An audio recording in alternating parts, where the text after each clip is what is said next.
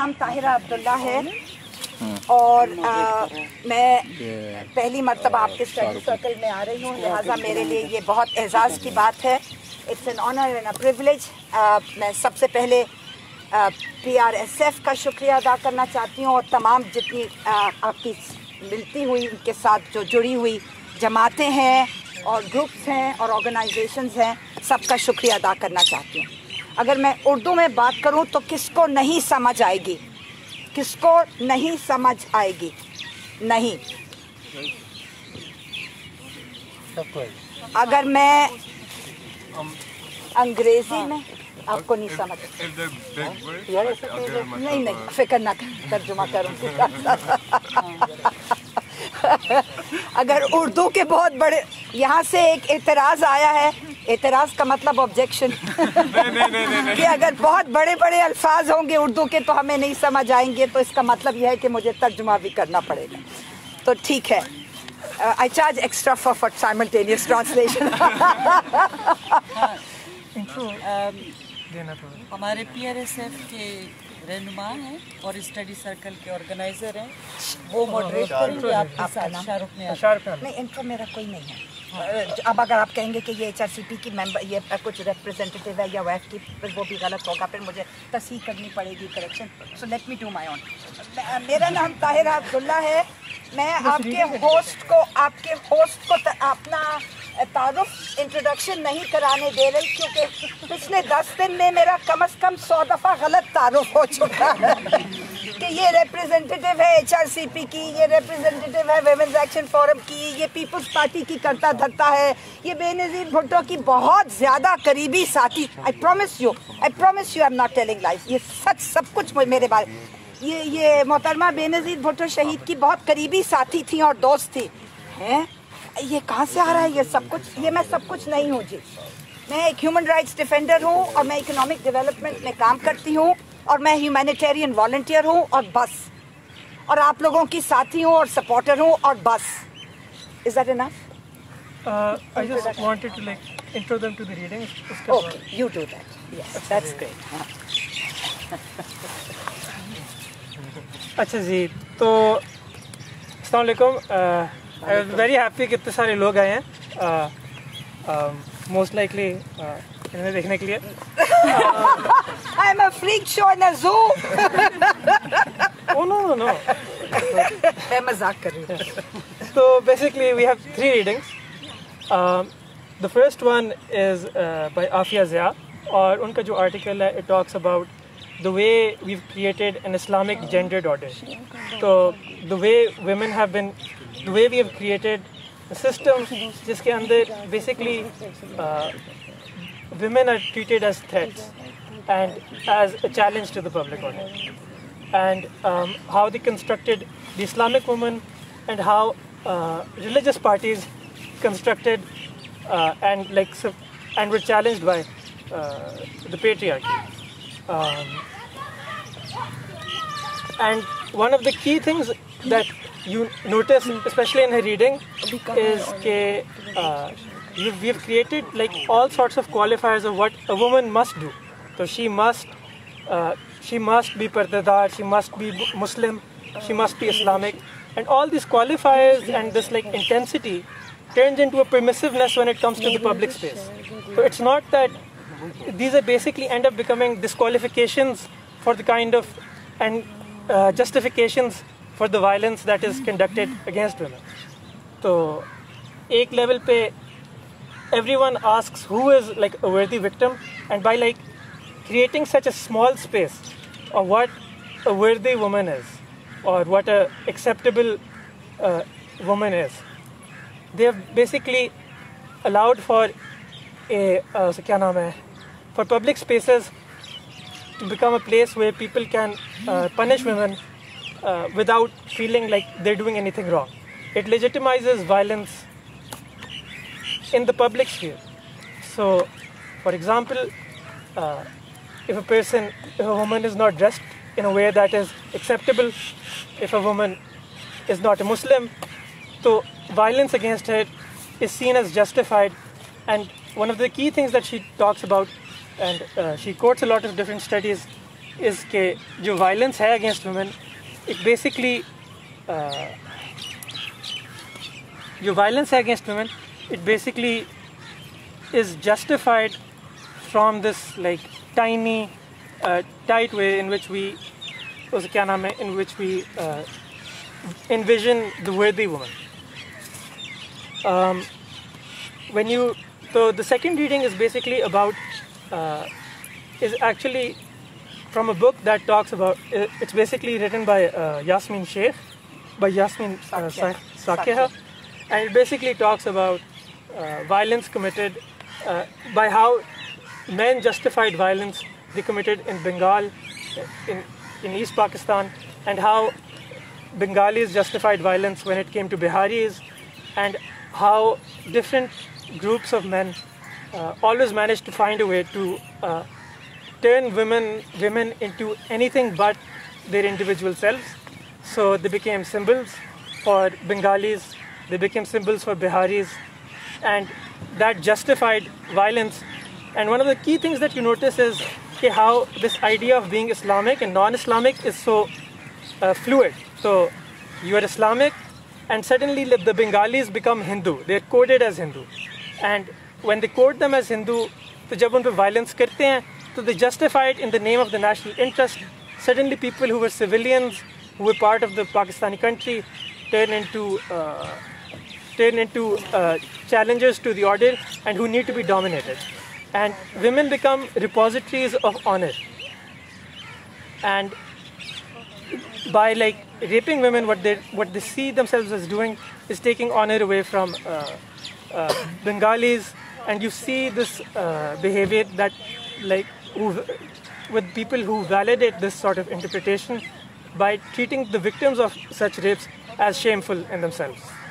So Yasmin Sakeha's writing basically shows us how state narratives combine together with the way we treat the way we create these this idea and this image of the traitor, and how we can apply it so fluidly to people who were just civilians a very small while ago.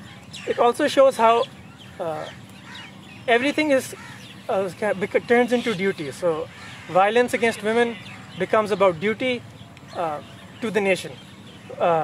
And these are people who are civilians ostensibly. So it shows that in a breakdown of order, what happens is suddenly people who are coded as other turn into sort of Hindus, even though they're not. They're coded into non-Pakistanis, even though they were Pakistanis just a while ago. And what happens is that ethnic and linguistic barriers combined with state narratives turn it into a place where permissiveness reaches its high point. So people are allowed to commit all kinds of violence against women who have apparently broken the rules.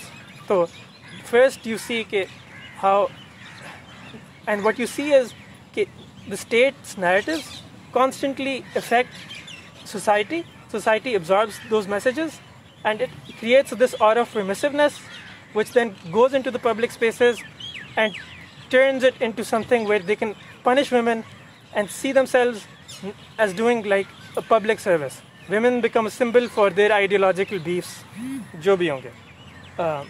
The final reading is by Alison Helicon, and her reading is basically about what happens to a victim who is suddenly, who's basically trying to stay in control of her own story. Is she a survivor? Is she a victim? And the way her story is constantly co-opted by different forces, and which always place her in a place where the full complexity of rape is not shown. So, for example, if she tries to reduce harm by not resisting too much, that will be seen as complicitness. If she tries to, if she's not comfortable with the term of a victim, and a story about her being a complete victim is like propagated in the public, it affects the way they view themselves and the way they view, the way potential people who might come out view what they will go through when they come out in public. So, and she talks about how we should approach them. The 13 points are basically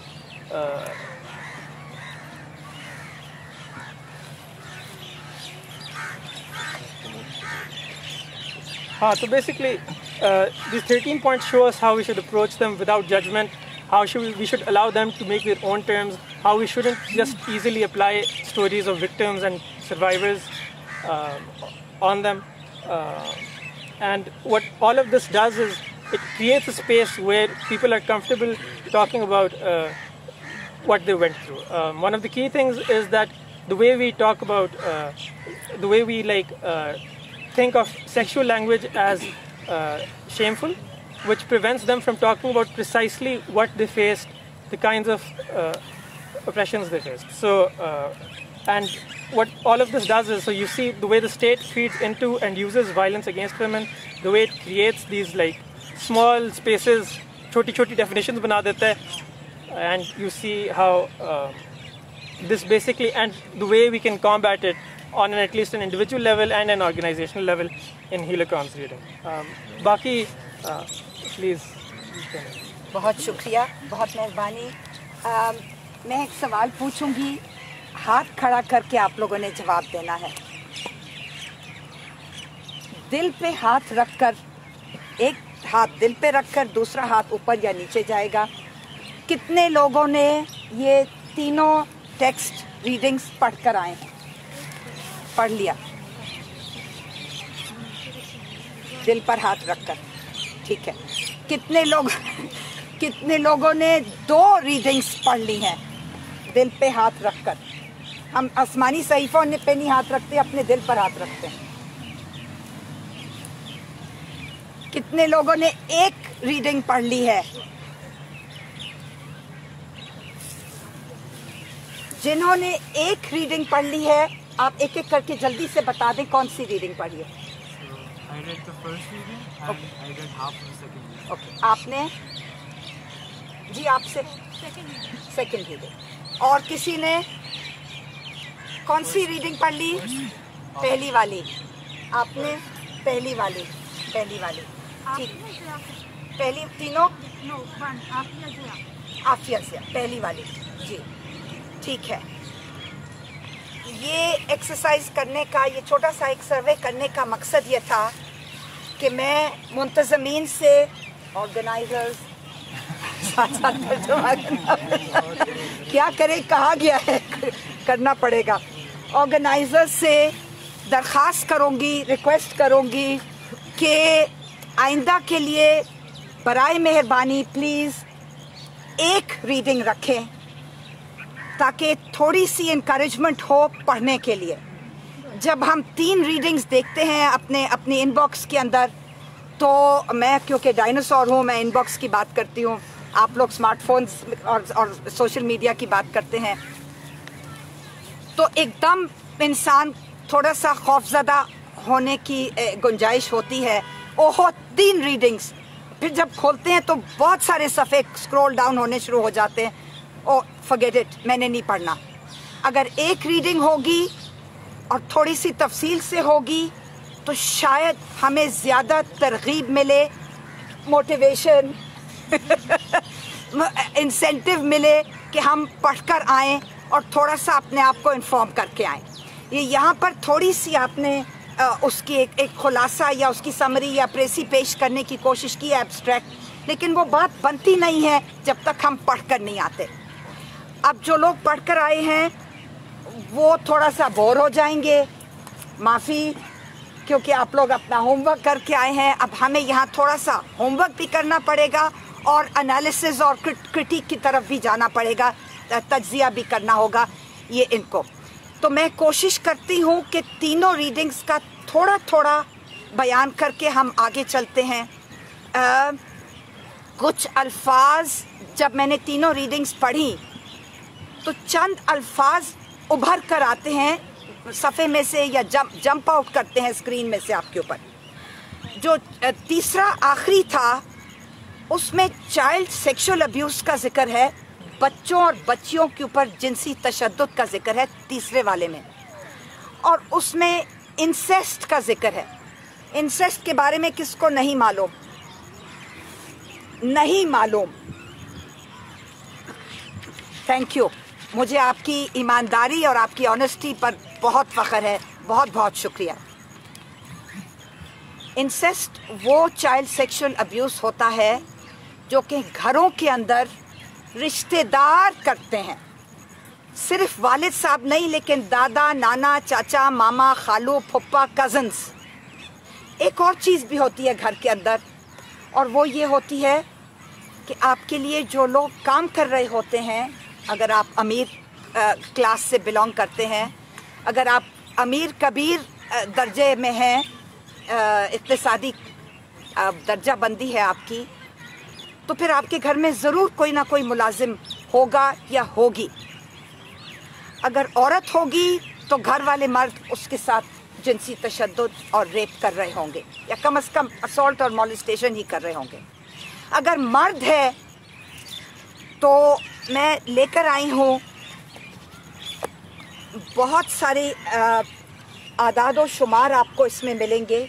ये साहिल हर साल आदाद व शुमार, data और statistics निकालता है कि बच्चों और बच्चियों के ऊपर जिनसी तशद्दुद की क्या शरह है। ये वो शरह नहीं है जो कि असल में बच्चों और बच्चियों के साथ हो रहा है, ये वो शरह है जो कि अखबारों में रिपोर्ट की जा रही है। और एक और शरह भी है जो कि बहुत कम शरह है, शरह कहते हैं इंसिडेंट्स को ये वो रेट है जो कि या तो अखबारों में रिपोर्ट हो रहा है, इलेक्ट्रॉनिक मीडिया पर रिपोर्ट हो रहा है, या पुलिस में केसेस रिपोर्ट करके दर्ज किए जा रहे हैं, एफआईआर दर्ज की जा रही है। अब मैं लंबी चौड़े इसमें नहीं जाती कि डेटा कितना गलत है। It's the tip of the iceberg, सिर्फ वो है जो कि सतह से ऊपर नज़र आ रहा होता है, जो बहुत बड़ा तोदा समुंदर की सतह के नीचे है वो हमें पता ही नहीं चलता, क्योंकि वो रिपोर्ट ही नहीं होता, केसेस रजिस्टर ही नहीं होते, एफआईआर रजिस्टर ही नहीं होती। पहली रीडिंग जिन्होंने की है वो कोई एक लफ्ज़ बोल दें जो आप लोगों को समझ में आई, जो आपको जाके हिट किया कि ये भी होता है। पहली रीडिंग कोई एक लफ्ज़ जो आपको जाके लगा, आपके दिल को जाके लगा, अच्छी तरह या बुरी तरह। पहली reading First reading was the fact that lady health workers are respected in like communities जहाँ पे बहुत ज़्यादा various नहीं भी होती। So I think that was something that was pleasant for me to read. That the society accepts these women, particularly the fact that they're talking about contraceptives and these difficult topics. And so seeing that the community is by far accepting of these women was sort of like a good thing. ये आपने बहुत उम्दा बात की, मुस्बित बात की, hello positive बात की, मुस्बित बात की। लेकिन मुझे एक मनफी चीज़, मनफी नेगेटिव को बोलते हैं, नेगेटिव, एक नेगेटिव चीज़ पहली रीडिंग में नज़र आई। जिन्होंने नहीं पढ़ी वो कोई वक्त निकालें, अगले हफ्ते, उससे अगले हफ्ते, अगले महीने पढ़ लीजिएगा। और वो है, माफ़ कीजिएगा, मनफी चीज़ है, मदर्स साइलेंस, मदर्स कंडोनिंग। कंडोनिंग थोड़ा सा मुश्किल अंग्रेज़ी का लफ्ज़ है। माएँ जब अपने बच्चों और बच्चियों, बिलखसूस लड़कियों, बेटियों के ऊपर घर के अंदर, हम बाहर की बात नहीं कर रहे, हम लाहौर मोटरवे गैंग रेप की बात इस वक्त नहीं कर रहे, जब आपके सवाल आएंगे तो हम वहाँ भी पहुँच जाएंगे। मैं इंतज़ार करूँगी आपके सवालों का, क्योंकि बहुत गुफ्तगू हो चुकी है पिछले 11-12 दिनों में और हमारे कानों में से निकल कर आ रही है। I don't know how much more of it we can take. जब माएँ अपने शौहर की, हस्बैंड या अपने ससुर की या अपने वालिद की या अपने भाई की या अपने ब्रदर इन लॉ की या मामा चाचा कोई होगा, कोई फूफा खालू होगा, किसी के जुर्म, please remember that rape is a crime, जुर्म के ऊपर जब उन सर्वाइवर बच्चों और बच्चियों, लड़कों और लड़कियों, rape happens with boys and it happens with girls and TGIs and LGBTQIs and everywhere. खास तौर पे LGBTQI के साथ खास तौर पर बहुत ज़्यादा होता है। अगर बतौर माँ मैं खामोश हो जाऊंगी तो वो खामोशी भी एक जुर्म है। और ये इस पहली रीडिंग के अंदर मुझे स्ट्राइक किया था। जब मैं स्क्रीन पर उसको पढ़ रही थी तो स्क्रीन के ऊपर से जंप करके मेरे ऊपर वो आके गिरा कि अगर मेरी माँ भी मेरा साथ नहीं देगी तो कौन देगा। मेरी बहन भी डर जाएगी, सब डर जाएंगे। तो फिर मैं बतौर लड़की, बतौर बेटी, बतौर बच्ची बड़े होकर कहाँ मैं बाइख्तियार कैसे बनूंगी? How will I become empowered? मेरे में एजेंसी कहाँ से आएगी?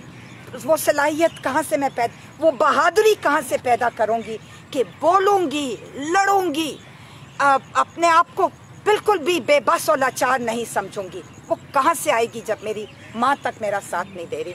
तो पहली रीडिंग में तो ये निकल कर आया। फिर मज़हब के ऊपर गुफ्तगू हुई, पर्दा और मोबिलिटी, औरतों का बाहर आना जाना, उस पर पाबंदियाँ, औरतों की पढ़ाई लिखाई पर पाबंदियाँ, मुलाजमत पर पाबंदियाँ। लेकिन बच्चे पैदा करने, क्योंकि जो लोग हमें पर्दे में डालना चाहते हैं वो हमें चाहते हैं कि हम सिर्फ और सिर्फ औरतें बच्चा पैदा करने की एक मशीन हो, ताकि मुसलमानों की तादाद बढ़े।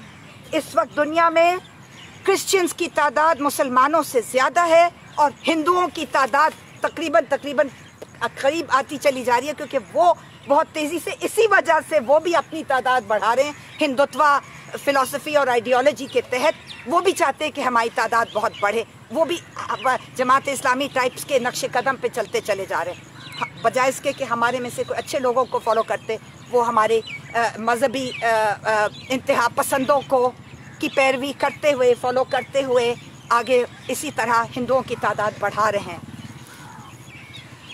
अब मुझे आप बताएं कि अगर बेटी के ऊपर रेप होते हुए देखकर घर में कोई साथ देने वाला या वाली नहीं, तो क्या करना चाहिए?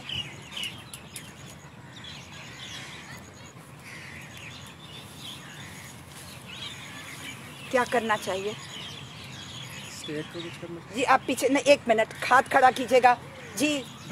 ऐनक, आपकी आवाज़ नहीं आ रही, मैं बहुत ऊंचा बोलती हूँ और सुनती हूँ। ओके, पुलिस से। और फर्ज करें कि मैं आपको बताऊं कि थाने में कस्टोडियल रेप एक चीज़ होती है।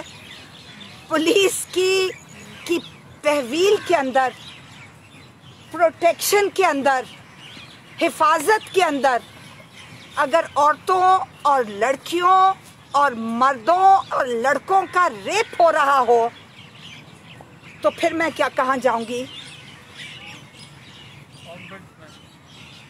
अच्छा, लेकिन मैं तो बच्ची हूँ ना, छोटी सी। अगर मैं 12 साल की बच्ची हूँ और मेरे साथ रोज़ाना रात को रेप हो रहा है और मेरी माँ अपना मुंह और आँखें और कान और नाक सब बंद करके, वो जो नहीं है मंकीज, 3 मंकीज जो होते हैं। एक्चुअली मैंने रिसर्च पढ़ी थी वॉर ऑन रेप, उसमें मैम ने मैंने ये बताया था कि जो स्पेशल चिल्ड्रन होते हैं, डिफरेंटली एबल्ड या मेंटली चैलेंज होते हैं, ख़वातीन स्पेशली, उनके साथ उनके घर वाले रेप करते हैं, बाप भाई कज़न चाचा मामा। तो उन्होंने बताया कि जब ये प्रोटेक्शन में जाती हैं सेफ हाउसेस के अंदर, गवर्नमेंट की होते हैं, इस्लामाबाद में 36 हैं आई गेस, या पंजाब में टोटल 36 हैं, उनमें से एक भी सेफ नहीं है, उनके साथ वहाँ पर भी जाती होती है और सेफ हाउस के अंदर। एग्जैक्टली। और साथ ही साथ जब फोर्स कन्वर्जन के मामलात आते हैं और वहाँ के जब शादी के मामलात आते हैं और वहाँ करके शादी कर ली जाती है, जब उसके अलग स्पेशल सेफ हाउसेस होते हैं, तो वहाँ पे जब वो 1.5 साल वहाँ पे रहती हैं, तो जो वहाँ के एम्प्लॉयज़ होते हैं वो उनको उकसाते हैं और उनको ज़बरदस्ती लगाते हैं कि वो प्रोस्टिट्यूशन की तरफ चलते हैं। तो there is no space safe for victims. आपने तो मनफी जवाब दे दिया। हमारे यहाँ पे कॉमरेड ने कहा है दोस्तों कि अगर वो सेफ हाउस में चली जाती है लड़की या औरत तो वहाँ भी उसके साथ रेप होता है। इन्होंने लफ्ज़ ज़्यादती इस्तेमाल किया। ये मेरी वोकैबुलरी या मेरी लुगत में ये लफ्ज़ नहीं है। ज़्यादती तो वो होगी कि मैं आपके घर आऊँगी और आप मुझे चाय की प्याली नहीं देते, वो ज़्यादती होगी। या पानी का ग्लास नहीं ऑफ़र करते, गर्मी है, मैं कहूँ यार पानी तो पिला दो कॉमरेड, और आपके नहीं, हमारे घर ठंडा पानी नहीं, आपको साफ़ पानी नहीं देने के लिए, वो थोड़ी सी ज़्यादती हो जाएगी, गर्मियों के दिन है। लेकिन अगर मेरे साथ रेप हुआ है तो रेप हुआ है, अगर गैंग रेप हुआ है तो गैंग रेप हुआ है। Please don't use the word ज्यादती। मुझे अफसोस होता है, गुस्सा चढ़ता है और रोना आ जाएगा, मैं यहाँ रोने लग जाऊंगी अगर मैं आप लोगों से सुनूंगी कि रेप को हम ज्यादती कह रहे हैं। इज्जत लूटी गई, इस्मत दरी हो गई, सॉरी इस्मत दरी हो गई, इज्जत लूट ली गई, बदफेली हो गई, बेहुरमती हो गई, बुरा हुआ, ये हुआ, वो हुआ। इस तरह के अल्फाज हम नहीं सुनना चाहते। हम रेप को रेप कहेंगे और गैंग रेप को इज्तिमाई रेप उर्दू में कहेंगे, इज्तिमाई रेप। अगर हम टेलीविज़न को टेलीविज़न और टेलीफोन को टेलीफोन और रेडियो को रेडियो और सोशल मीडिया को सोशल मीडिया कह सकते हैं। 100 चीज़ों में हम अंग्रेज़ी के लफ्ज़ इस्तेमाल करते हैं, तो रेप से हमें क्या कबाहत है? ज्यादती हो गई। ये किस मर्द ने ये लफ्ज़ इजाद किया था रेप के लिए? ज्यादती हो गई, मेरी जिंदगी तबाह और बर्बाद हो गई। ताहिरा ने परसों सुसाइड कमिट किया है बहावलपुर में, मेरी हमनाम। क्यों किया है? क्योंकि उसके बाप ने कहा था कि तुम रेप हुई हो, तुमने मेरे ऊपर बेइज्जती, मेरे माथे पर कलंक लगा दिया, मेरी बेइज्जती हो गई। I am dishonoured, I am shamed in society. उसने जाके खुदकुशी कर ली।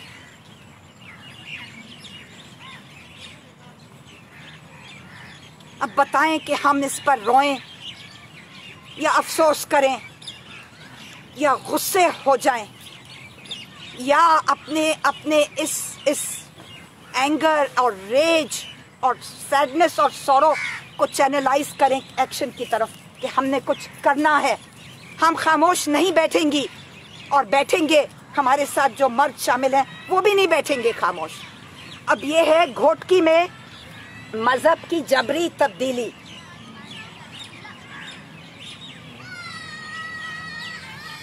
ये जो पेश किया जाता है अखबारों में और इलेक्ट्रॉनिक मीडिया के अंदर, ये इस तरह पेश किया जाता है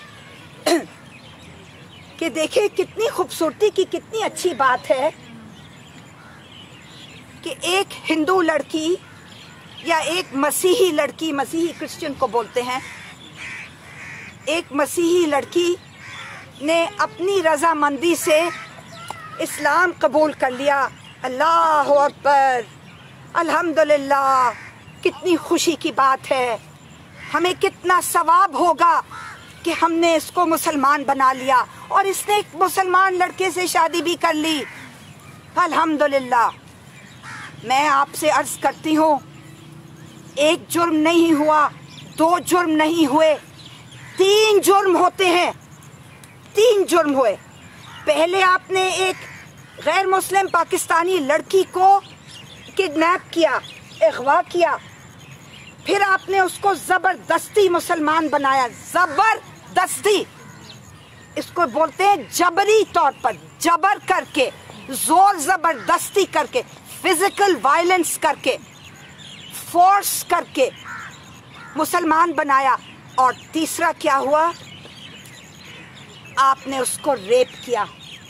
ये मैं रेप का लफ्ज़ क्यों इस्तेमाल कर रही हूँ? अगर उसका निकाह किसी मुसलमान आदमी या लड़के के साथ हो गया, 99.99% लोग कहेंगे कि जी इसका तो निकाह हो गया, एवरीथिंग्स फाइन, दस्तखत सबके हुए हैं। अगर पढ़ी लिखी नहीं थी तो उसने अंगूठा छाप किया। जी नहीं, जी नहीं।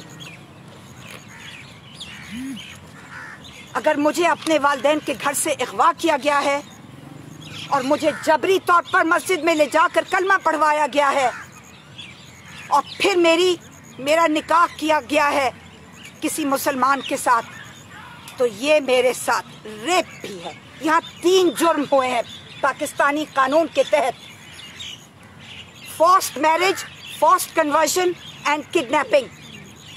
ये 3 जुर्म हो गए। अब मुझे बताएं कि कितने मुस्लिम हैं। मैं कोर्ट के अंदर गई हूँ ऐसे केसेस के साथ, कोर्टों, हर किस्म के कोर्ट में, sessions court, district court, high court, supreme court, और वहाँ पे उनसे पूछा जाता है लड़कियों से, चाहे आशा हो या लता हो या रिंकल हो या कोई भी हो, मुझे सब केसेस के नाम याद हैं। उनको एक झुरमट के अंदर, एक क्राउड के अंदर लाया जाता है, मियाँ मिट्ठू टाइप ऑफ क्रिमिनल्स उसके साथ होते हैं, holding an invisible gun to her forehead, एक तरह से उसको मजबूर कर रहे होते हैं, और उसका वो जो अब जिससे शादी हो गई है वो भी, और उसको कहते हैं जज के सामने बोलो कि तुम अपनी मर्जी से मुसलमान हुई थी या तुम्हें फोर्स किया गया था, जबरी तौर पर मजबूर किया गया था। उसको घर से बता के लाया जाता है कि अगर तुम ये बात करोगी तो तुम्हारे माँ बाप बहन भाइयों को हम कत्ल कर देंगे, तुम्हारी झोंपड़ी जला देंगे, तुम्हारा मकान बॉम्ब कर देंगे, और फिक्र ना करो, तुम तो मरोगी ही मरोगी, तुम्हारा पूरा ख़ानदान नेस्तो नाबूद कर देंगे। वो इतनी डरी हुई होती है कि वो जाके वहाँ कहती है, कलमा पढ़ती है और कहती है जज साहब मैं अपनी मर्ज़ी से मुसलमान हुई हूँ, मुझे ना किसी ने अगवा किया, ना मुझे मस्जिद में ले गए जबरी तौर पर, और ना मेरी जबरी शादी हुई है, ये सब मेरी मर्ज़ी से हुआ है। I am in love with this boy, और मैंने अपनी मर्ज़ी से शादी की। अब मुझे बताएं, एक तरफ इंसेस्ट, दूसरी तरफ फोर्स्ड कन्वर्जन्स, फोर्स्ड मैरिजेस, तीसरी तरफ 2 कबीलों की आपस में लड़ाई हुई। मैं आपको सूबा बताने की ज़रूरत नहीं, क्योंकि मैं यहाँ किसी सूबे के ख़िलाफ़ नहीं बैठी हूँ।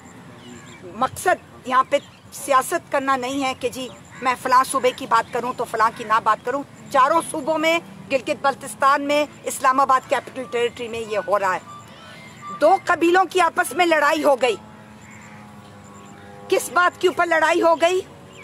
एक कबीले के यंग मैन, एक नौजवान शख्स ने दूसरे कबीले के एक नौजवान शख्स का पालतू कुत्ता गलती से शूट कर दिया। गलती से, पीछे आवाज आ रही है, ऊंची आवाज, गलती से शूट कर दिया। एक जिरगा और पंचायत को बिठाया गया।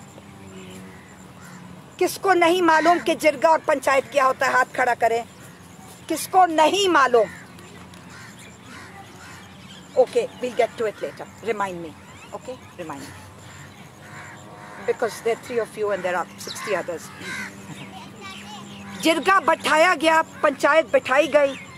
मैं अगर एक लफ्ज लूंगी तो आपको पता चल जाएगा कौन सा सूबा, इसलिए मैं दोनों नाम ले रही हूँ। जिरगे और पंचायत बैठाए गए और उन्होंने ये फैसला किया। बहुत गौर से सुनिएगा प्लीज। आप बैठ जाएं, बैठ जाइए और गौर से सुने।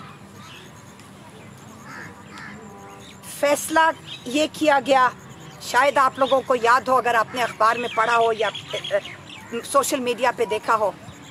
फैसला ये किया गया कि एक पालतू कुत्ते के कत्ल हो गलती से मार जाने के इव्स में, बदले में 15 छोटी छोटी लड़कियां, 15 छोटी छोटी लड़कियां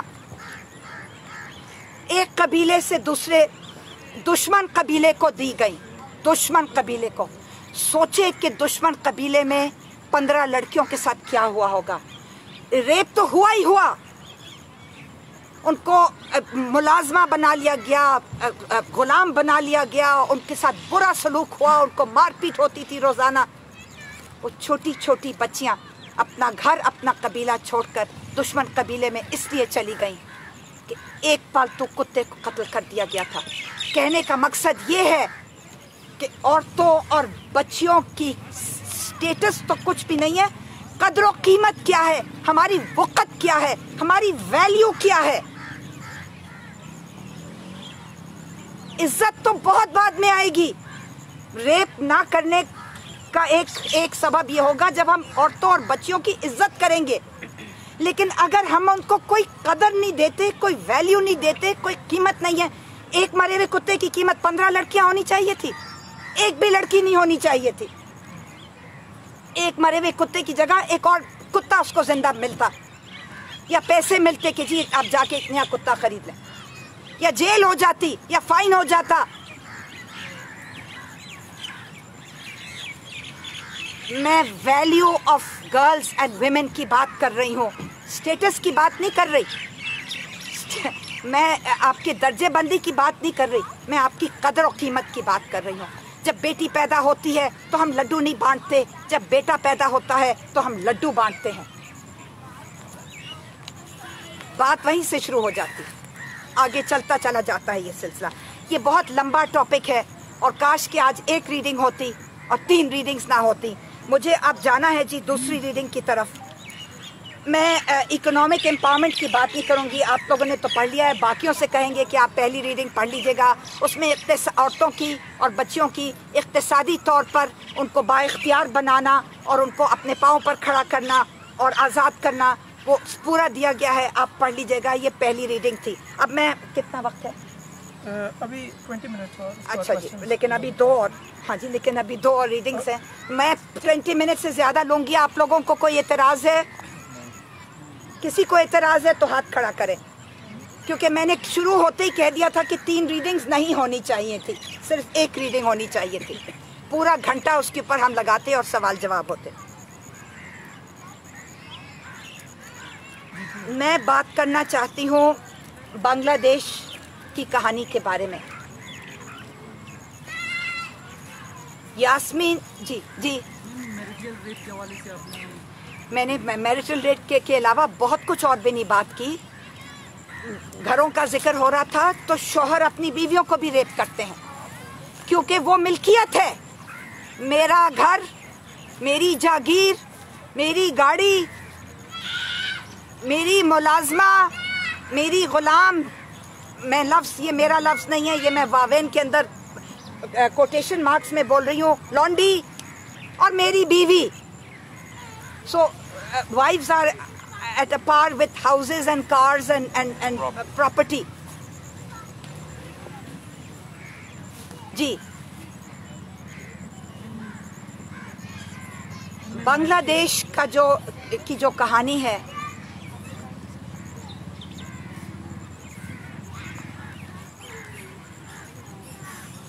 इस रीडिंग पे आने से पहले, क्योंकि ये रीडिंग किसने पढ़ ली? सेकंड रीडिंग किसने पढ़ ली?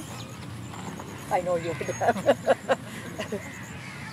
अच्छा चलें, ये एक खातून ने लिखी है जो कि एक प्रोफेसर साहिबा हैं बाहर की किसी यूनिवर्सिटी में, और हैं हमारे सब कॉन्टिनेंट को बिलोंग करती हैं, साउथ एशिया से हैं, लेकिन पढ़ाती किसी वेस्टर्न यूनिवर्सिटी में हैं। उन्होंने ये किताब लिखी है बांग्लादेश के सिलसिले में। इस पे हम थोड़ी चंद मिनट के बाद आएंगे। आपको आवाज़ आ रही है पीछे तक? अच्छा, उस पे आने से पहले मैं एक रिलेटेड, क्योंकि ये इसके साथ डायरेक्टली लिंक्ड है, तो मैं बात करना चाहती हूँ पाकिस्तान की नई तालीमी पॉलिसी पर। नई वाली पॉलिसी जो कि नई हुकूमत ने, जो कि बात करते हैं मदीने की रियासत की, और ये मैं बात कोटेशन मार्क्स के अंदर, वावेन के अंदर करती हूँ हमेशा। इस्लामी जमहूरिया पाकिस्तान, मदीना की रियासत, और हम इसको एक मिसाली मुआशरा बनाएंगे, या शायद इनकी नज़र में तो शायद बन चुका है। मुझे नहीं मालूम आप में से कितने लोग सपोर्ट करते हैं हुकूमत को, लेकिन जो भी करते हैं, मैं जो बात कर रही हूँ ये मेरा तज्जिया है और आप काइंडली बर्दाश्त कर लें, मैं आपकी बात भी बर्दाश्त कर लूँगी। ये है नई एजुकेशन पॉलिसी 2018 में नई हुकूमत ने निकाली थी। आजकल गुफ्तगू हो रही है यूनिफॉर्म सिंगल नेशनल करिकुलम की। वो आज का मौजू नहीं है, वो किसी और दिन रख लीजिएगा। उस पर भी गुफ्तगू कम से कम 2 घंटे की गुफ्तगू चाहता है, और आप लोग सब पढ़ कर आएँ, उस पर भी गुफ्तगू कर लेंगे। इस वक्त जो मैं बात कर रही हूँ वो दूसरी reading, please pay attention, please pay attention, क्योंकि आप बात करती हैं तो मुझे डिस्ट्रैक्शन होती है। हम इस वक्त बांग्लादेश की बात कर रहे हैं, और क्योंकि हम बांग्लादेश की बात कर रहे हैं तो मुझे पाकिस्तान, अब आप सोचेंगे कि ये बुढ़िया क्या कहाँ से कहाँ पहुँच गई, ये रीडिंग तो बांग्लादेश के बारे में है ना, ईस्ट पाकिस्तान जो हुआ करता था। तो ये क्यों दिखा रही है पाकिस्तान की एजुकेशन पॉलिसी लेटेस्ट जो नई हुकूमत लेकर आई है, ये text books of hate and peace का क्यों जिक्र कर रही है। हमारी तदरीसी कुतुब, टेक्स्ट बुक्स और करिकुलम में नफरत भरी हुई है, नफरत, हफ्ज़दा तालीम से रिहाई, हफ्ज़दा तालीम से रिहाई, तालीम या नफरत की आबियारी।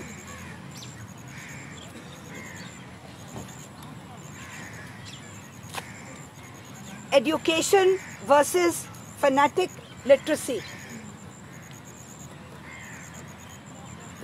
ये सिर्फ 4 रिपोर्टें मैं लेकर आई हूँ, ये रिसर्च रिपोर्ट्स हैं जी, जिसमें से एक की ऑथर मैं हूँ। खैबर पख्तूनख्वा के बारे में ये करिकुलम और टेक्स्ट बुक्स का मैंने 2 दफ़ा किया है।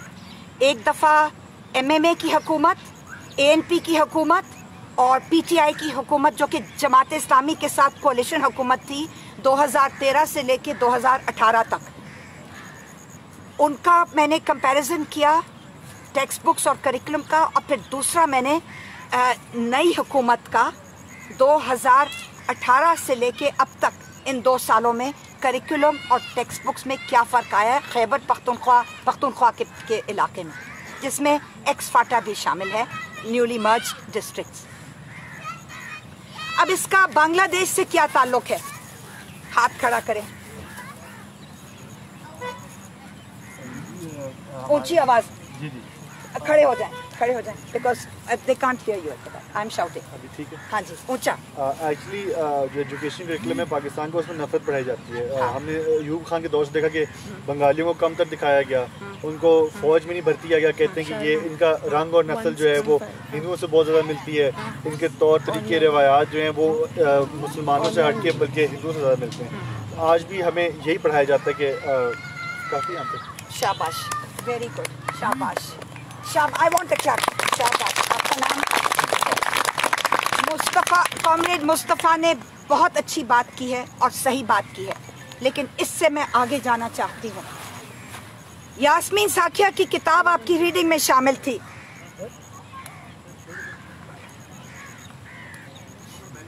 इसका क्या ताल्लुक है, इसके साथ क्या ताल्लुक है? इसका ताल्लुक एक तो ये है कि जो कि कॉमरेड मुस्तफ़ा ने बताया हमें कि पुराने करिकुलम के अंदर बंगालियों को अच्छा नहीं दिखाया जाता था, हालांकि वो पाकिस्तान का हिस्सा थे। मैं आगे बढ़ना चाह रही हूँ, मैं बांग्लादेश की बात करना चाह रही हूँ, क्योंकि यास्मीन साखिया की किताब बांग्लादेश से मुतालिक है कि पाकिस्तानियों ने, पाकिस्तान की फौज ने, पाकिस्तान की फौज ने जो जुल्म और सितम किया, उस वक्त पाकिस्तान था, फौज वेस्ट पाकिस्तान से गई थी।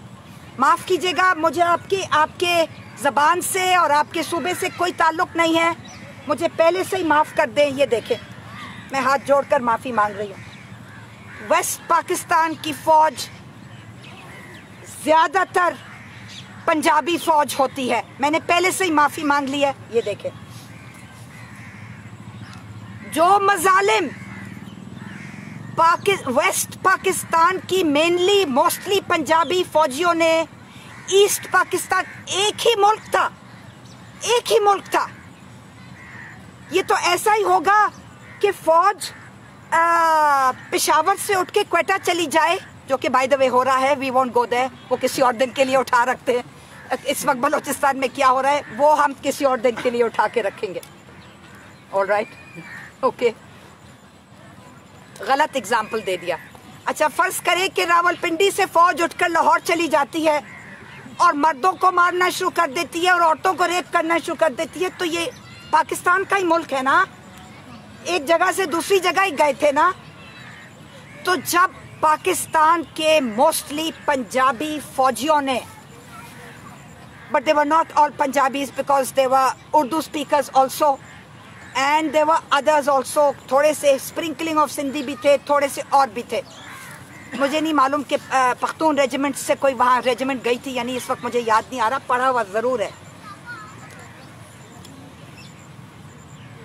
जब उन्होंने मर्दों को कत्ल करना शुरू किया और औरतों को रेप करना शुरू किया, इसके ऊपर ये एक रिलीजियस क्राइम है जी, ये एक मजहबी जुर्म है, बताएं. हाय हाय हाय हाय, मैं पिछले 2 घंटों से अब फेल हो गई हूँ, अपनी बात कर नहीं पाई. This is a crime, it's a legal crime, it's a judicial crime. ये जुर्म है, काबिले सजा, काबिले गिरफ्त. अक़वाम मुत्तहिदा इसको जेनोसाइड कहती है, यूनाइटेड नेशंस इसको क्राइम्स अगेंस्ट ह्यूमैनिटी बोलता है. वेस्ट पाकिस्तान की पंजाबी फौजियों ने ईस्ट पाकिस्तान में बंगालियों के खिलाफ क्राइम्स अगेंस्ट ह्यूमैनिटी किए हैं, जेनोसाइड किया है. और आज लड़ाई किस चीज पर हो रही है? जो आज पाकिस्तान कहलाता है और आज जो बांग्लादेश कहलाता है, लड़ाई इस बात पे हो रही है कि एक औरत रेप हुई, 100 औरतें रेप हुई, 1000 औरतें रेप हुई, 10,000 औरतें रेप हुई, 1 लाख औरतें रेप हुई, 2 लाख औरतें रेप हुई, 2.5 लाख औरतें रेप हुई. कितनी रेप हुई? हाथ खड़ा करें please. You are not going to answer. उस्तानी तो नहीं, मैं आप यहाँ कर क्या रही हो? By the way, what are you doing? गलती में हो गया. हाँ जी, ओके. आप पीछे 5 लाख, 5,000 या 5 लाख? 5 लाख. कत्ल या रेप? रेप. 2.5 लाख. आपका नाम? मिनहाज. मिनहाज के लिए हम ताली बजाएंगे. कॉमरेड मिनहाज कह रहे हैं 2.5 लाख. ये जो 2.5 लाख का आदाद और शुमार है, जो फिगर है, स्टेटिस्टिक्स हैं, 3 million killed and 250,000, 2.5 लाख औरतें रेप. ये फिगर आजकल की जो बांग्लादेश की हुकूमत है, ये उनकी तरफ से आया है, लेकिन इस पर शदीद कॉन्टेस्टेशन है, शदीद कॉन्फ्लिक्ट है और शदीद बहस और मुबाहिसा चल रहा है कि ये तो झूठ है. एक खातून है जिनका नाम मैं, क्योंकि आपने यास्मीन साकिया का नाम लिया और आपकी रीडिंग में शामिल है, तो मैं दूसरी औरत का भी नाम लूँगी और फिर एक मर्द का भी नाम लूँगी. एक कोई जुनेद है, ISI का तनख्वाह याफ्ता कोई शख्स है जिसने इसी मौजू पर किताब लिखी है. मैं तो उसका पूरा नाम भी नहीं लेना चाहती, क्योंकि मैं नहीं चाहती कि आप लोग वो किताब पढ़ें, खाम खा इंसान अपने आप को पागल करने की कोशिश करे. लेकिन एक किताब है जिसका संजीदगी से मैं नाम लूँगी, क्योंकि वो एक बहुत दुनिया भर में जानी मानी एक खातून है. उसका नाम है शर्मिला बोस. किसने नाम सुना हुआ है शर्मिला बोस का? उसको पाकिस्तान की फौज ने और ISI ने पैसे देकर एक किताब लिखवाई है. नाम लेना चाह नहीं रही मैं, लेकिन आपको आसानी से मिल जाएगी जब आप उनका नाम गूगल करेंगे. Dead reckoning. ये किताब मत खरीदें, क्योंकि जितने पैसे आप खर्च करेंगे या करेंगी वो सारा ISI और MI की जेब में जाएगा. तो खुदा का वास्ता है, मत खरीदें ये किताब, मत खरीदें. किसी से बोरो कर लें अगर पढ़नी लाजमी है. पढ़ने की ज़रूरत नहीं, मैं आपको बता देती हूँ. ये यास्मीन साकिया की किताब का तोड़ था, क्योंकि यास्मीन ने बात की है इस किताब के अंदर, जिसकी रीडिंग नंबर 2 थी आपके पास, औरतों का नैरेटिव, लिबरेशन वॉर ऑफ 1970-1971, जो उनकी जंग आज़ादी थी, उसमें बंगाली औरतों का क्या नैरेटिव है और बंगाली मर्दों का क्या नैरेटिव है. ये थी यास्मीन की किताब जो आप लोगों ने आज पढ़नी थी. उसका छोटा सा एक इक्तिबास, चंद सफ़े आपको दिए गए थे.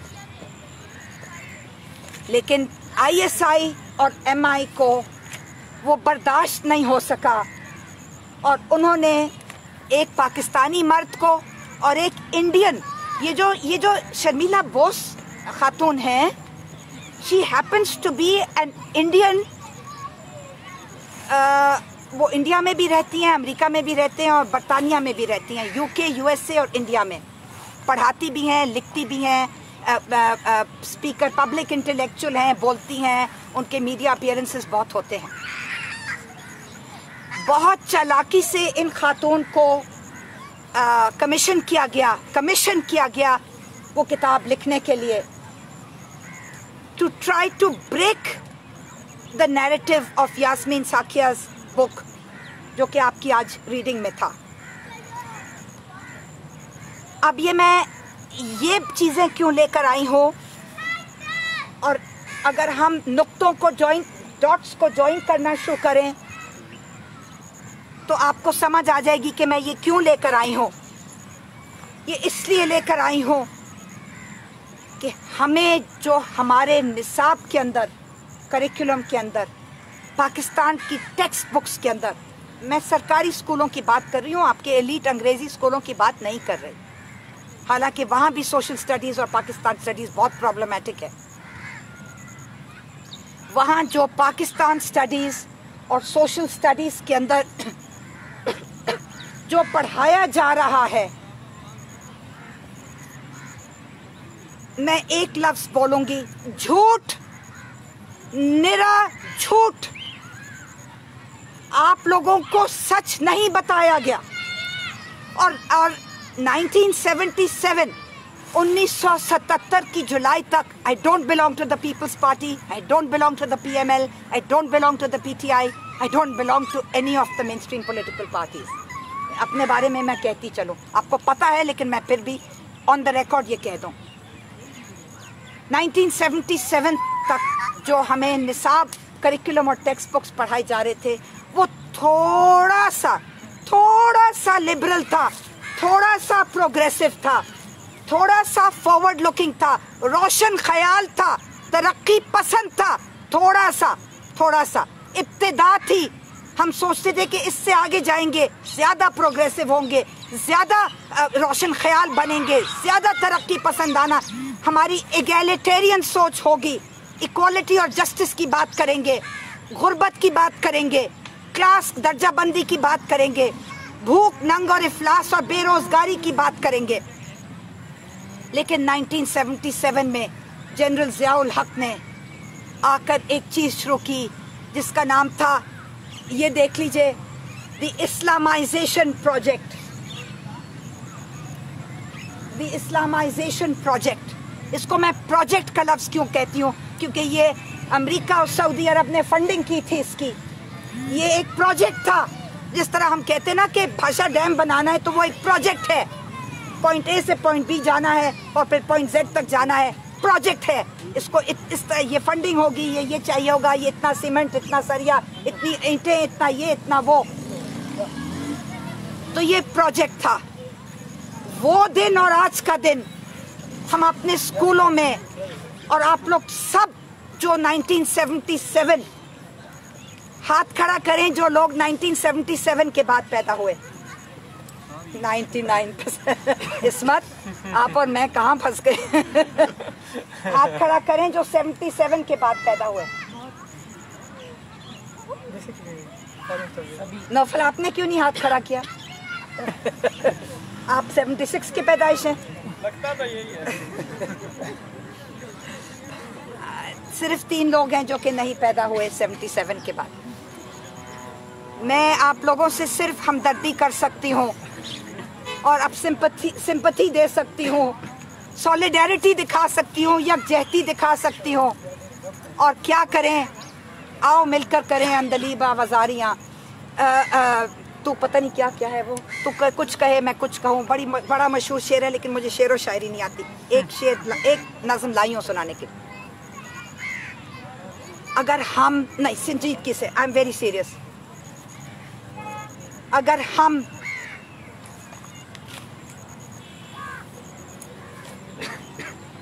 अपने नौजवान नस्ल को तारीख मस्क करके सही नहीं पढ़ाएंगे। तो अंग्रेजी ज़बान का मक़ूला है, मैं आपको समझ आ जाएगी, मैं उर्दू में भी तर्जुमा कर देती हूँ। अंग्रेजी ज़बान का एक प्रोवर्ब है, those who don't remember their history are forced to repeat it, are condemned to repeat it.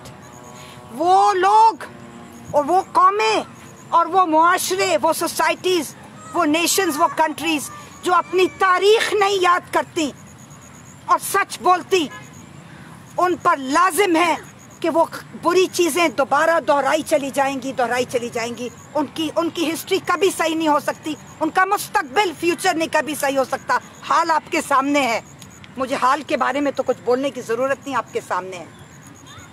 तो सबसे पहली बात तो ये है कि ये जो मैंने 25 सफ़े की रिकमेंडेशंस लिखी थी, 25 सफ़े की तो सिर्फ तजावीज़ और गुजारिशात हैं हुकूमतों से और मीडिया से और सिविल सोसाइटी से और एक्टिविस्ट से और सियासतदानों से और पार्लियामेंटेरियन से और जुडिशरी से और प्रोफेशनल एक्सपर्ट से, टेक्निकल एक्सपर्ट से कि हमने करना क्या है। कहने का मकसद है, रिकमेंडेशंस भी हैं, रिसर्च भी है, तज्जिया एनालिसिस भी है, क्रिटिक भी है, सबूत भी है। मैंने 82 खैबर पख्तूनख्वा की मैंने 82 टेक्स्ट बुक्स पढ़ी थी कवर टू कवर, और दूसरे वाले में मैंने 15 पढ़ी थी कवर टू कवर। तो टोटल मिलकर कोई 100 के करीब टेक्स्ट बुक्स बन जाती हैं based on evidence and proof, ये जो रिसर्च स्टडीज़ हैं। तो ये जो रिकमेंडेशंस है ये हवा से नहीं निकल कर आ रही, हमें पता है कि हमें क्या करना है, लेकिन क्या चीज़ मिसिंग है? बोलना नहीं है, हाथ खड़ा करें। क्या चीज़ मिसिंग है? मैंने कहा बोलना नहीं है, हाथ खड़ा करें। कोई चीज़ है जो कि नहीं है, इस बात आपको पता है। एक मिनट रुकें, आप लोग ज़रा सोचें कि तहकीक भी मौजूद है, रिपोर्टें भी लाखों करोड़ों, मेरे पास कुछ नहीं तो 10,000 20,000 30,000 किताबें होंगी, रिपोर्ट्स और रिसर्च और रिकमेंडेशंस, सब कुछ मौजूद है हमारे पास। हमने करना क्या है ये सब मौजूद है। मीडिया के लिए कोड ऑफ एथिक्स बनाया हुआ है कि करना क्या है, सब कुछ मौजूद है।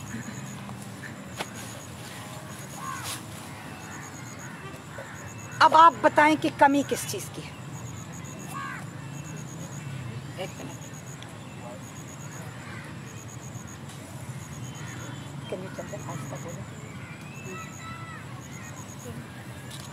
आप पहले बोल चुके, आप भी बोल चुके, आप पे भी आऊंगी। आप और हेलो, आपने हाथ खड़ा किया था, आप पहले और आप बाद में बताएं किस चीज़ की कमी है।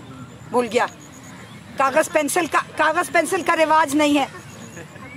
नहीं जी, इंटेंशन नहीं है, जिन्होंने इम्प्लीमेंट करना है उनको ये सिस्टम फेवर कर रहा है, तो देयर इंटेंशन ही नहीं है कि वो कभी से चेंज। आपका नाम? इस गाना हम एक ताली बजाएंगे। मैं आ रही हूँ, आप फिक्र ना करें, मैं भूली नहीं हूँ। अब आप जवाब देंगे और आप जवाब देंगे। आप जी। मेरे ख्याल में ऊंची आवाज़।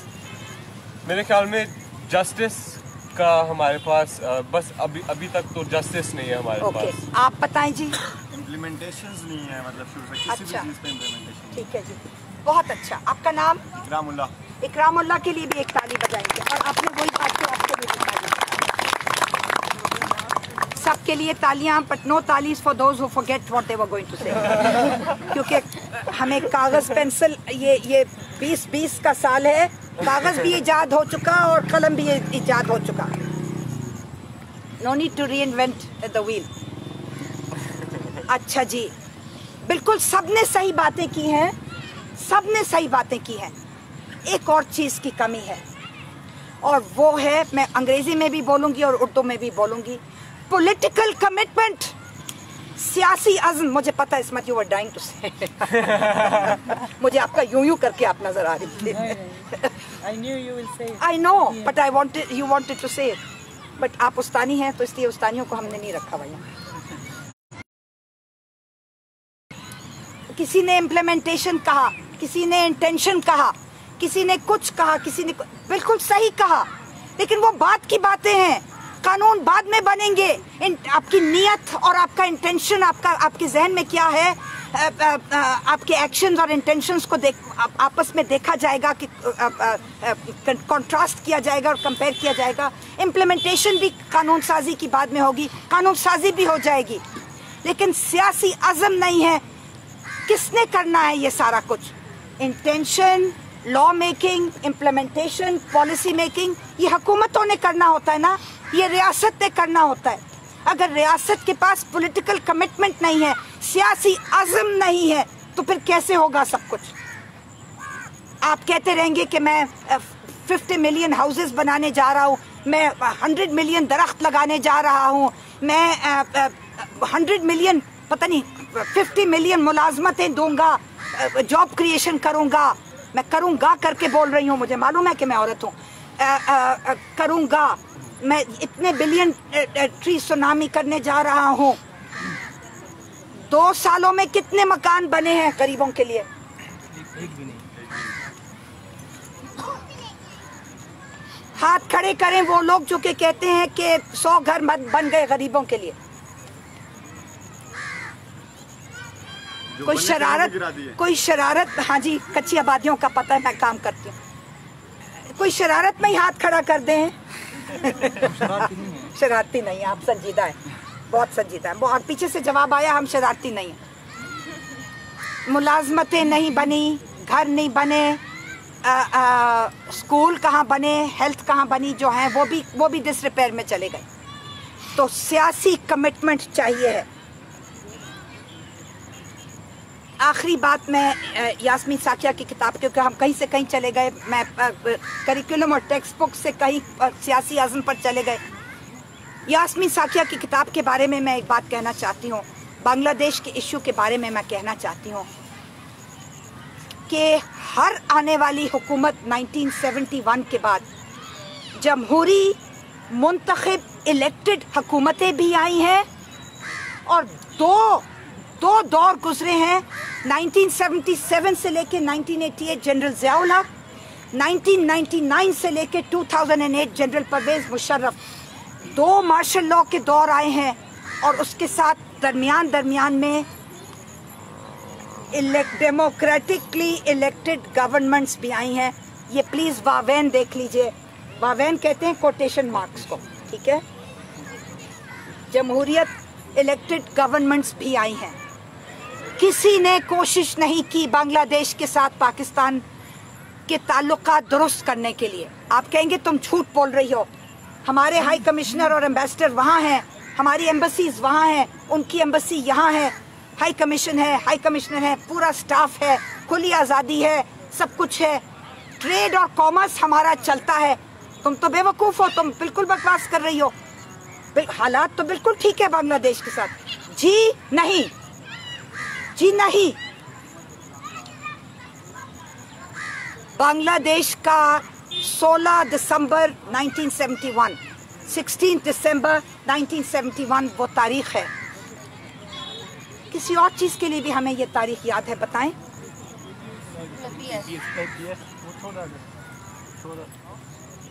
16 दिसंबर, हाँ जी, हाँ जी, थैंक यू, शाबाश, हमें याद है, हमें कुछ नहीं भूला। लेकिन वो साल 2014 था, ये हम बात कर रहे हैं 1971, 1971 की बात कर रहे हैं। वो दिन और आज का दिन बांग्लादेश में भी जमहूरी डेमोक्रेटिकली इलेक्टेड मुंतखब हुकूमतें आई हैं, उनके यहाँ भी मार्शल लॉ आया है, हमारे यहाँ भी दोनों चीज़ें आई हैं। उनका एक मुतालबा है कि पाकिस्तान माफ़ी मांगे, पाकिस्तान माफ़ी मांगे। आप माफ़ी मांगने से इनकारी हैं। क्यों इनकारी हैं? क्यों इनकारी हैं?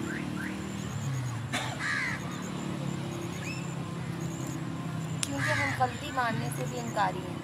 माफी मांगेंगे तो जो हमारी एस्टेब्लिशमेंट लिखे है उन्हें मानना पड़ेगा कि आपका नाम क्या है? अब्बास। अब्बास के लिए तालियां बजाएं। अगर हम माफ़ी मांगेंगे तो वो इकबाल जुर्म होगा, वो एतराफ़ जुर्म होगा, वो acknowledgement of genocide acknowledgement of crimes against humanity. अक़वाम मुत्तहिदा में आपको हेग में जाकर इंटरनेशनल कोर्ट ऑफ जस्टिस में आपके खिलाफ केस दायर कर दिया जाएगा अगर आप माफ़ी मांगेंगे। आपको ना सिर्फ सारी दुनिया में क्राइम्स अगेंस्ट ह्यूमैनिटी, कुछ लोगों को जेल में जाना पड़ेगा जिंदगी भर के लिए, जिस तरह बोस्निया हर्ज़ेगोविना के ट्रायल जो हुआ था इंटरनेशनल कोर्ट ऑफ जस्टिस में, रवांडा का तुत्सीज और हुतीस का जो क्राइम्स अगेंस्ट ह्यूमैनिटी और जेनोसाइड हुआ था, ये बिल्कुल वैसा ही है जो कि रवांडा में हुआ, जो कि बोस्निया हर्ज़ेगोविना में हुआ। नाम के अंदर जो कुछ हुआ, कैम्बोडिया में जो कुछ हुआ, ये बिल्कुल वैसा ही है। वर्ल्ड वॉर 2 में जो जापान और चाइना और जर्मनी ने जूस के साथ जो किया, ये बिल्कुल वैसे ही क्राइम्स अगेंस्ट ह्यूमैनिटी हैं। ट्रायल ऑफ न्यूरेमबर्ग हुआ था सेकेंड वर्ल्ड वॉर के बाद जर्मन्स के खिलाफ, नाज़ी रेजीम के खिलाफ, जो उन्होंने 6 मिलियन जूस को जेनोसाइड किया था, गैस चेम्बर्स में ले जाकर जला दिया था आउशविट्स में। और can you go away somewhere and talk somewhere else please? आप कहीं और चले जाएं please. Thank you, thank you. अगर हमारी इस्टेब्लिशमेंट अफवाज Pakistan, let's call it a spade, हाँ, अगर अफवाज पाकिस्तान, क्योंकि इस्टेब्लिशमेंट का लफ्ज़ यूफेमिस्टिक होता है थोड़ा सा, वावेन, ये इकरार कर ले कि हमने क्राइम्स अगेंस्ट ह्यूमैनिटी की है, हमने जेनोसाइड की है, तो हमारे साथ भी वो सलूक होगा जो कि राडोवान और स्लोबोदान मिलोसेविच और कराचिच और खुदा जाने क्या क्या, अब तो नाम भी बोलते चले जा रहे हैं। 1990s की बात कर रही हूँ, उससे पहले रवांडा था, उससे पहले वियतनाम था, उससे पहले कंबोडिया था, कुछ का कुछ होता चला है दुनिया में। टाइम खत्म होने लगा, ओके। आखिरी बात, प्लीज इसके बारे में सवाल जवाब जरूर कीजिएगा, because there is a lot more to talk about. मैं ये कह रही हूँ कि जब तक पाकिस्तान माफ़ी नहीं मांगेगा, उस वक्त तक बांग्लादेशी कौम, चाहे वो मुस्लिम हो या हिंदू हो या क्रिश्चियन हो, बांग्लादेशी सिटीजन्स के दिल में हमारे लिए नफ़रत ही नफ़रत है, गुस्सा ही गुस्सा है। नफ़रत तो फिर भी वक्त के साथ कम हो जाती है, गुस्सा जो मैं देखती हूँ बांग्लादेशियों के दिलों में कूट कूट कर भरा हुआ है हमारे खिलाफ, वो कभी ख़त्म नहीं होगा। क्योंकि उनको पैसे तो बाद में वो मांगेंगे, हर जाना और कॉम्पेंसेशन तो वो बाद में मांगेंगे, वो माफ़ी मांगते हैं। आप इतराफ़ करें, आप तस्लीम करें, आप एक्नॉलेज करें कि आपने कोई गलत काम किया था। जब तक आप ये नहीं करेंगे, उस वक्त तक दोनों मुल्कों के दरमियान ताल्लुकात और रिलेशंस कभी भी दुरुस्त नहीं हो सकते। वो बांग्लादेश वाले जो अभी जमात इस्लामी वाले जितने भी लीडर है ना, उनको जवाब बांग्लादेश में फांसी दे रहे हैं, उनका क्या करना है? बहुत अच्छा सवाल है, इसका जवाब नहीं, शुरू कर दें। अच्छा, तो इसके बाद हम अब क्वेश्चन आंसर्स शुरू